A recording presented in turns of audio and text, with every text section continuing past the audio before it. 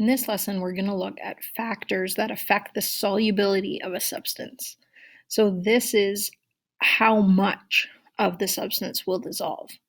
In yesterday's lesson, we were looking at how quickly something would dissolve, and this is how much something will dissolve. So there are many interrelated factors that affect the solubility of substances. So predicting whether something is soluble or not is not straightforward and it's not simple. So as a result, chemists rely on published guidelines, like the solubility chart that you used in Unit 2, to predict whether a substance will be soluble or not. But there are ways to predict relative solubility based on various factors. So we're going to look at 5 of those factors: ion charge, ion size, molecule size, temperature, and pressure. So be careful not to confuse these factors with those that affect the rate of dissolving, which is what we talked about in the last lesson. So the first one is ion charge. So compounds that have ions with small charges tend to be soluble. For example, sodium chloride, both ions have a charge of 1, whereas compounds of ions with large charges tend to be insoluble. So something like aluminum phosphide, where both ions have a charge magnitude of 3. So why is this the case? Well, if you recall, in order for an ionic compound to dissolve, the attractions between the ions must be broken. Those ion-ion interactions have to be broken so that it can interact with the water. When you increase the charge, you've increased the force that holds the ions together, which makes them more difficult to break apart. So this is why a larger charge leads to less solubility. The next factor we'll look at is ion size. So compounds with small ions tend to be less soluble than compounds of large ions. So why is this? Well, the small ions are bonded more closely together than the larger ions, so their attraction is stronger and more difficult to break.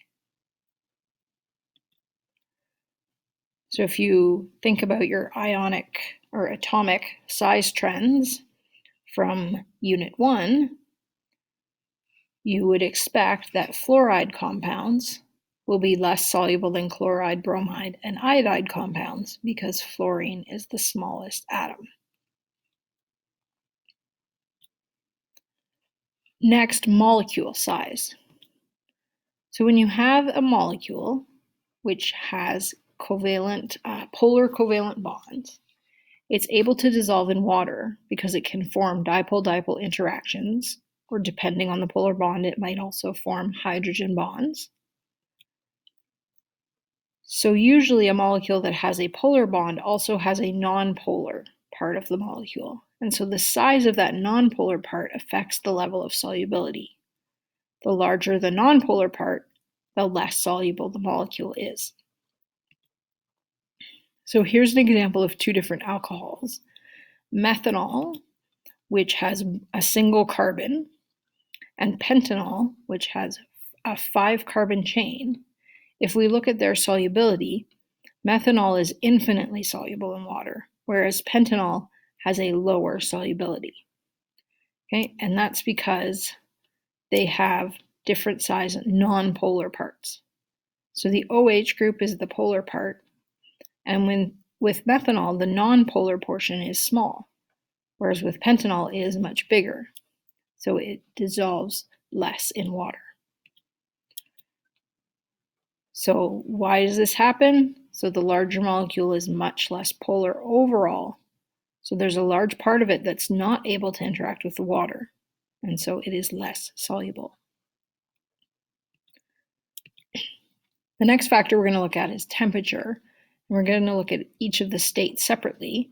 So first, if you have a solid solute, the solubility increases with temperature.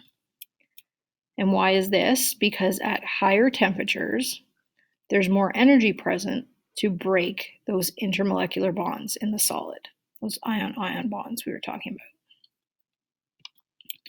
Now, what about liquids? The solubility of most liquids is not greatly affected by temperature in either way.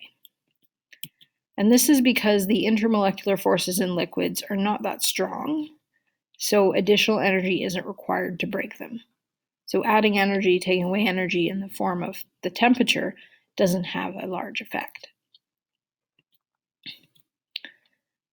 And finally, if you have a gas solute, the solubility of gases decreases with temperature. So it's the opposite of with solids. So why is this?